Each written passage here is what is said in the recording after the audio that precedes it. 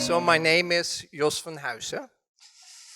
I'm one of the pastors here at the Father's House Church, and it's an incredible honor and privilege to speak today, although I feel like I have a pretty tough topic this morning.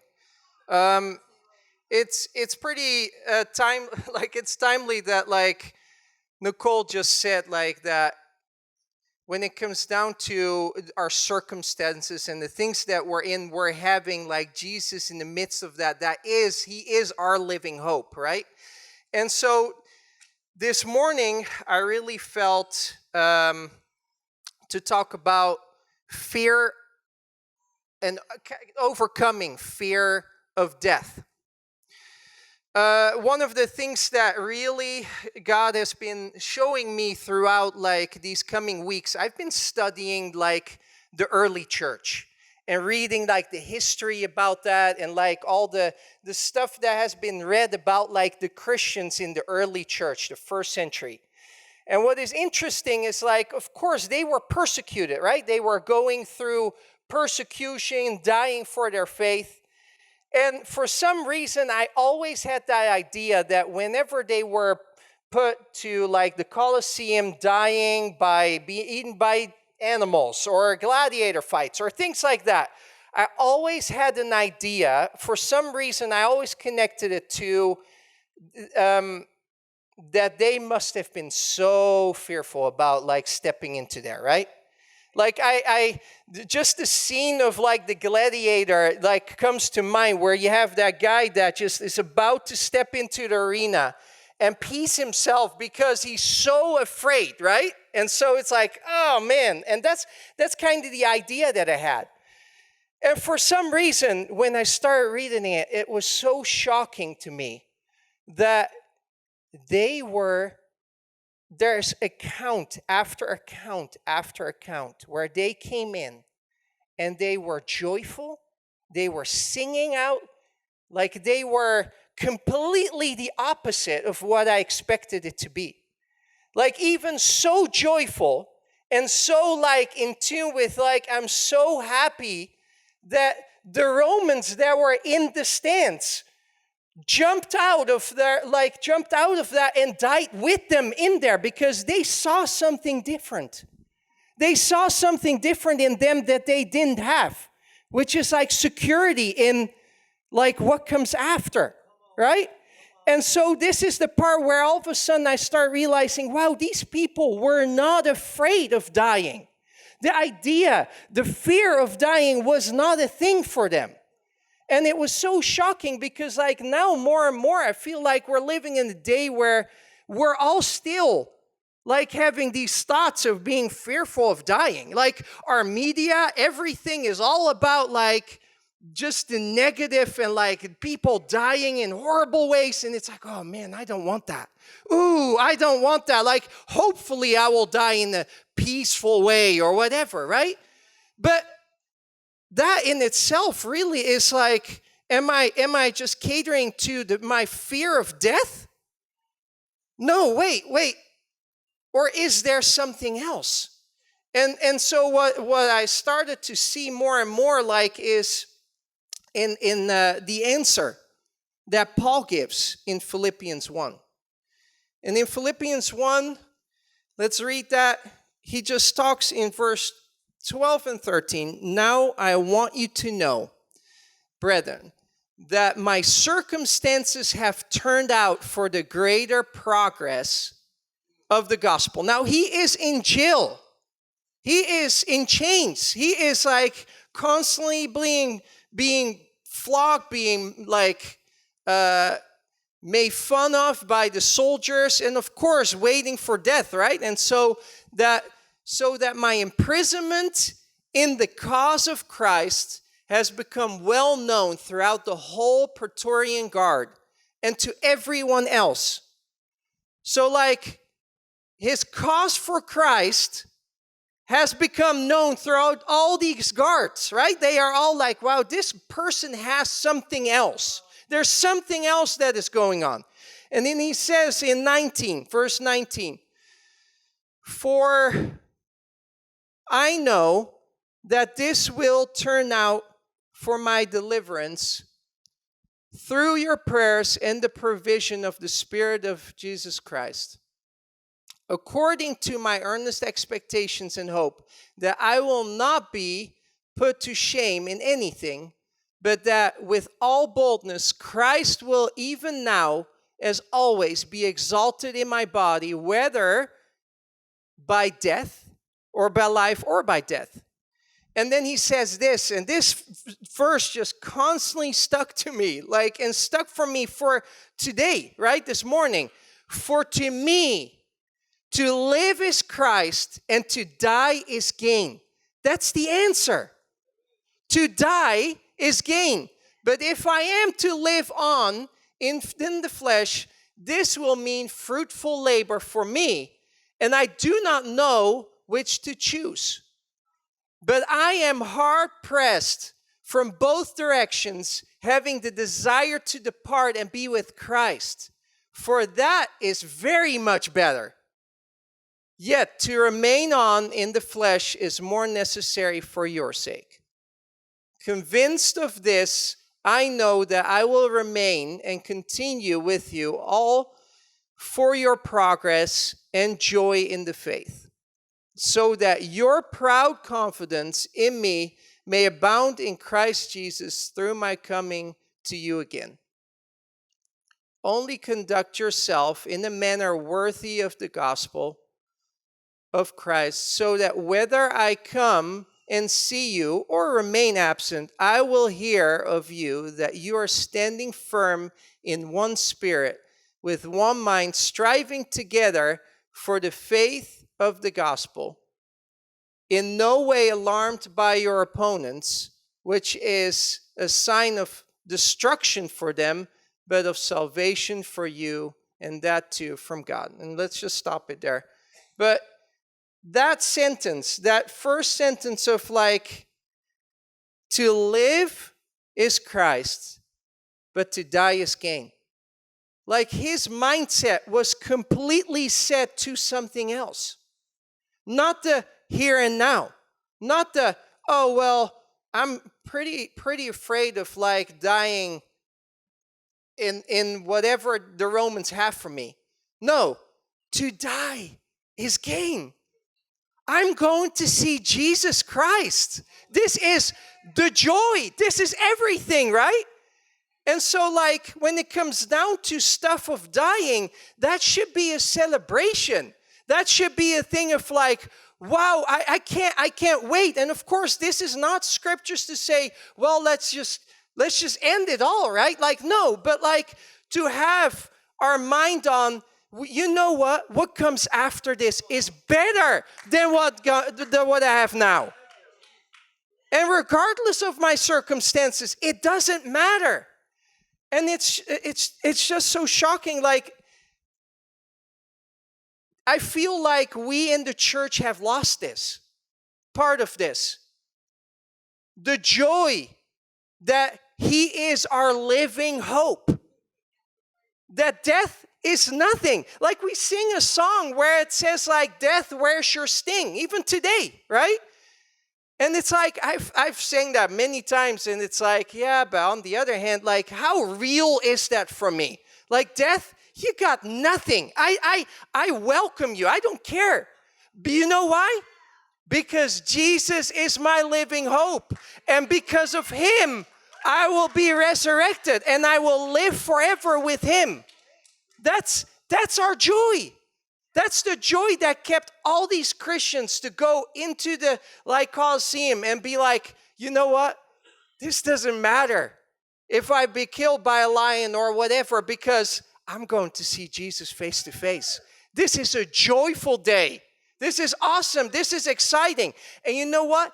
That part is exactly what got the people, the Romans that didn't know and that have no security, got them to question everything about their life and say, you know what? I'm jumping in too, because maybe this is something that I've been missing for all my life. And that's the thing, we all, I bet we all have these thoughts that come from fear of death. But that is exactly the thing that, like, Jesus, his coming is supposed to take away from us. Like in John 11, we have the story of Lazarus dying. And he's dead, and Martha comes up to Jesus and says, why weren't you there? Like, he's been dead. Like, he would have been alive if you were here. And then Jesus' answer is, I'm the resurrection and the life. He who believes in me will live even if he dies. And everyone who lives and believes in me will never die. Do you believe this? Like, this is his answer to her. Like, death is nothing to me, right? Death, like, I'm the resurrection and the life is what he says. And so that's the stuff, like, that's the answer. And that should be our living hope. That's why he is our living hope. And what I think is so cool is that Jesus has been showing me more and more that, like, we have our Gospels and we have our New Testament. And do you know that the fact that we have those is such a blessing to us, but it came with a cost. When it comes down to the writer of, like, one of the Gospels, Luke wrote one of the Gospels, wrote, like, Acts. He was with Paul, like, throughout his life. And wherever Paul found himself in scary situations that were life-threatening, guess who was there too? Luke. He went through all of that stuff to record things, but he himself walked right into that same moment of being scared for death, like that, but it didn't face him at all. You know, like when Paul was in the prison in Rome and just his last days on earth, it says that, like, in 2 Timothy, he talks about it that, like, that Luke is right there with him to record all of the stuff that he has heard and that he wanted to share with all of these churches. Now, can you imagine? And I think that the movie of, like, Paul the Apostle really does a good job at this. But, like, can you imagine that for Luke to every time go into a Roman prison, visit Paul, and listen and write down all of his stuff, while Paul is being persecuted and put there because he's a Christian, and Luke is a Christian too, he himself puts himself in a dangerous situation every single time. He's a free man, but that freedom might be taken away very quickly. Every single time he does that because he wants to record what Paul has to say.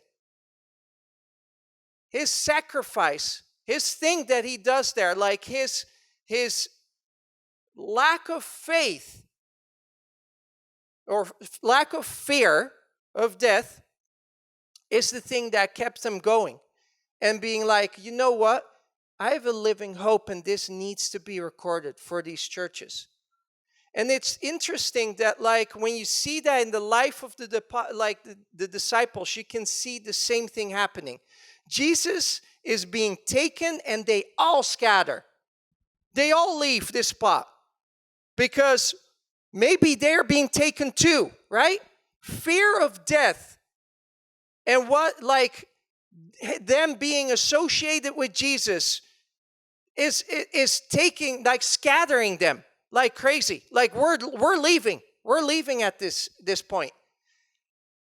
And then Jesus is being resurrected. And from that moment on, the disciples never wavered from their faith. They went on preaching the gospel to all kinds of places. And except John, all of the disciples, all of the disciples died a martyr death. All of them. They did not scatter anymore. You know why? Because they realized in the moment that Jesus came back from the dead and was resurrected, that's the same thing that they will experience with him. When they believe in him, that was the moment that switched everything to them and was like, you know what? Life here, it doesn't matter. To live is for Christ. And I will do my mission to preach the gospel wherever I go, set myself in weird and awkward situations, scary situations. It doesn't matter. And if I die, you know what? It's gain. And this is the stuff that I want to have too. This is the thing that I really felt compelled to bring this morning, to like really to go after this ourselves. That we can be a church full of people that are joyful. That, you know, like the thing is, martyrdom, the word martyr isn't like, oh, well, someone just leaves the earth and they're being killed by other people. Like that, it's not like, oh, well, I want to be a martyr because I want to die for my faith. The word martyr really means witness. They witnessed their faith. They showed their faith by their death to all these people that saw it happen. And that came because they were joyful. That came because they were not afraid. And that's the stuff that I want too.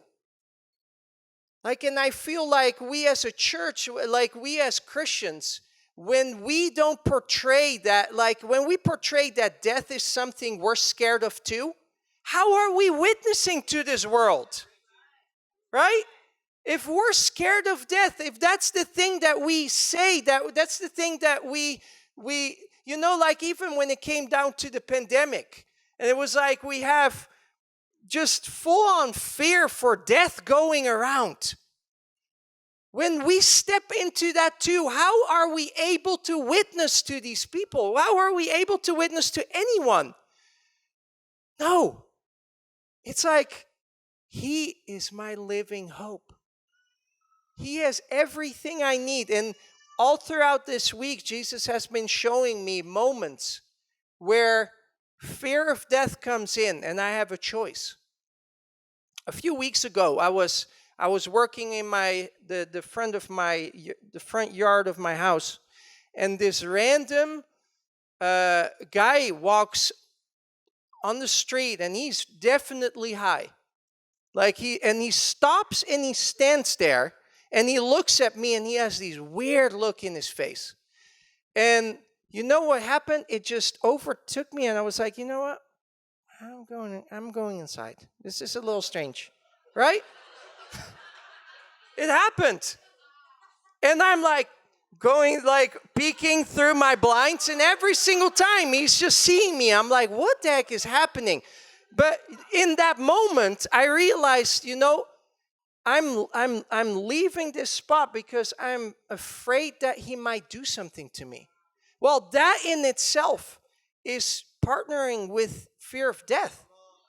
I was in that same spot, and it's like, and then my wife Tamara was like saying to me, like, why don't you just pray for him? And that was an awesome answer. I'm like, yeah, but what, you know, and the thoughts again, what if he's not in his right mind? What if he does something to me, right? And at the same time, that as a small example, like, it shouldn't matter. If something happens to me, well, that's a gain. I will see Jesus. I don't care. But if in such a way I am able to minister to him, even if he's not in his right mind, that's great too. And so eventually I did, but like in the moment of, I was like, man, why did I partner with this again? I don't want to step into this fear, right? And so we have a hope. We have a certain hope of the resurrection. And that gave the martyrs the ability to meet their deaths with joy. And that's the thing that I want. And I think it's interesting that, like last week on Sunday, Steve brought up that we're concerned about temporary death and temporary life. We're so concerned about that in this life. And the only thing that can change that is when we get a shift in, like, not just the physical world, but like a shift in, like, our perspective. It's all about the perspective of how we see it.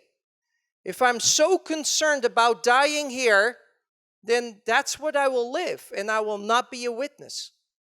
But if my perspective is changed and it's like, you know what, Jesus, you've given me, like, new life. You've given me a life after death. This is the stuff that that everyone is looking for, because the world is unsure of what comes next.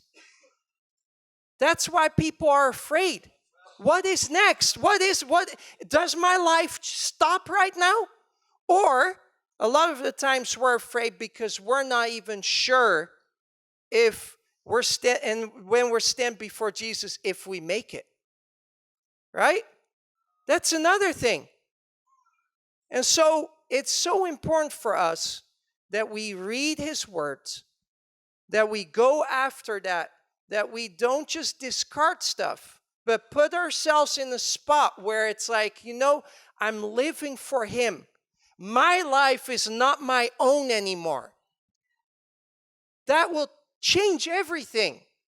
When I say, and I can really put myself in that spot, you know what? Jesus, have all of me. My life is not my own. Then that losing that life doesn't matter to me anymore. But that's the problem. We take it back so many times. Yeah, but I really like this. I really want this of my life. I really want to be in control about this. And I want to be a person that lives these words of Paul. To live is Christ. Everything for him. To live, I will do everything for Christ. And to die, that's gain. I want people to see that. I want that to be the witness to people. Because the thing is, men do not die for things they doubt. I want that to be the thing that people see. There's no doubt in me, because I know that he is my living hope. And maybe for you, maybe you don't find yourself in that spot yet. Maybe you don't feel like you have that relationship with Jesus yet, where it's like, oh, I'm not certain about this. And that's where I really feel like this morning that he wants to deliver us from that fear of death, but really with an experience with him. And really to just stand in that truth of, like, he is my living hope. I'm resurrected with him. Like, it's the thing that Paul talks about many times in his letters. Like, God has prepared a place for me. And everything in me is yearning for that. That is where my focus is. That's where his focus was at. That's what I want my focus to be at too. And so, when it comes down to that fear of death, I just want to, every single time that it pops up, I want to proclaim, no, Jesus is my living hope. I have resurrection with him, and I don't have to be afraid of this. And not just as a stoic thing of like, well, it doesn't do me anything. No, like, let me I have, every single time it comes up, I have a choice. But I feel like we need to come back to that joyful heart, even in the midst of circumstances, in the midst of persecution, in the midst of death. Like the stuff that Steve talked about last 2 weeks in Revelation, all the things that will come in the end of days is all scary stuff. And it shows how serious he is about everything. But instead of that getting me to fear the end times, it should get me to, well, I definitely want to make sure I'm in right standing with him.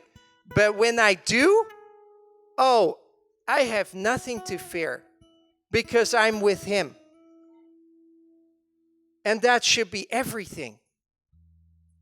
And so, for this morning,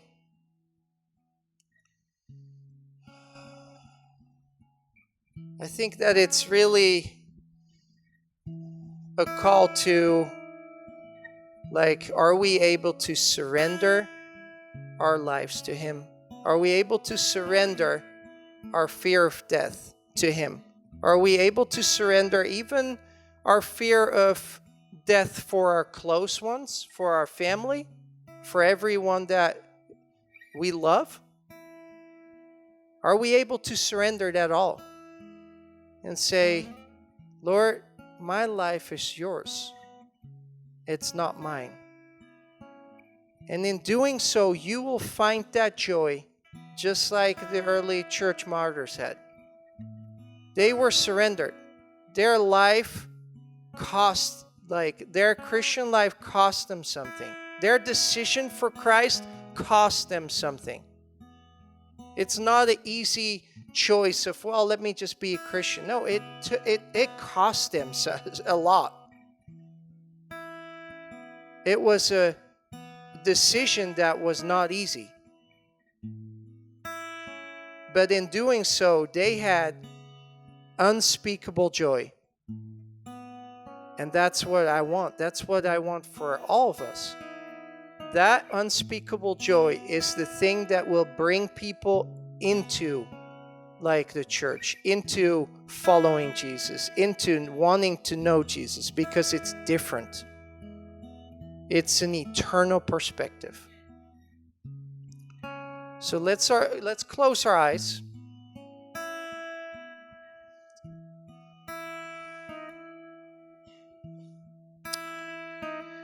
And if we can just ask Jesus, Jesus,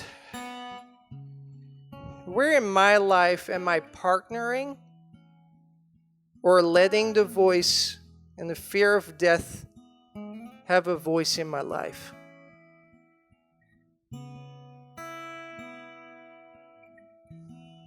Can you show me, Jesus?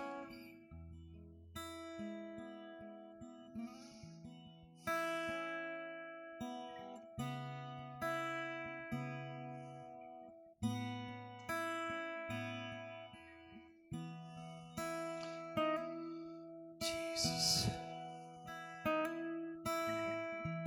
And when you feel like he has shown you something, I just would encourage you to just come forward and lay it down at the cross. And really get yourself in that spot of surrendering to him.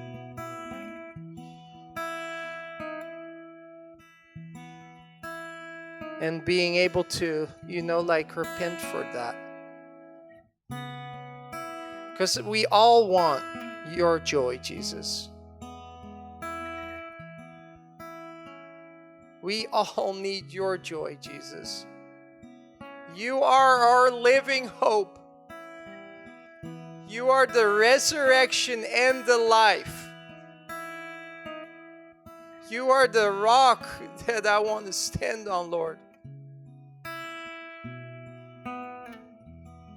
You are the one that keeps me safe, and you are the one that makes me sing even in the midst of scary situations, tough circumstances. I want to be a person that sings in the midst of it. Just like Paul and the apostles just sang into the jails that they were at, singing out in the midst of being imprisoned. Because what is to come is way more glorious. What is to come is meeting you, seeing you face to face, and having eternal life with you.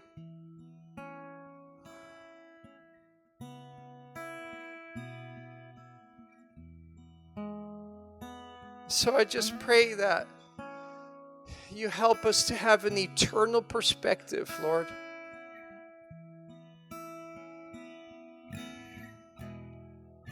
Help us to, every time that fear of death comes up, to switch our perspective to an eternal perspective of what we have in you.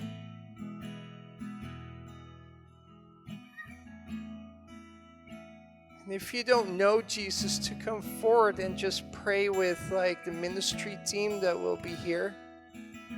To have that experience with Him, to just know that He is the living hope. That death is nothing. This temporary life here on earth is nothing compared to eternity with Him. How joyful, how awesome that is. Just have that experience with Him. Lord Jesus.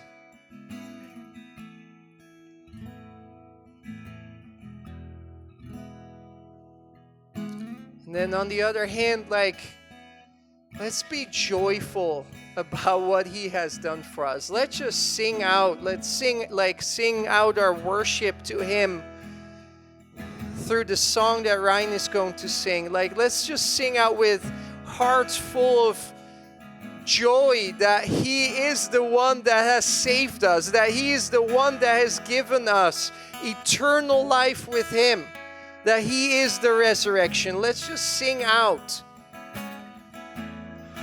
and worship Him for all that He has done. That we can be set free, that we can be set free of fear of death. And forever be joyful in life with Him. Thank you so much for watching this video. Please subscribe so that you never miss another video or live stream. And if you'd like to support the Father's House, just click the Give button. Thank you so much for watching, and we hope to see you soon.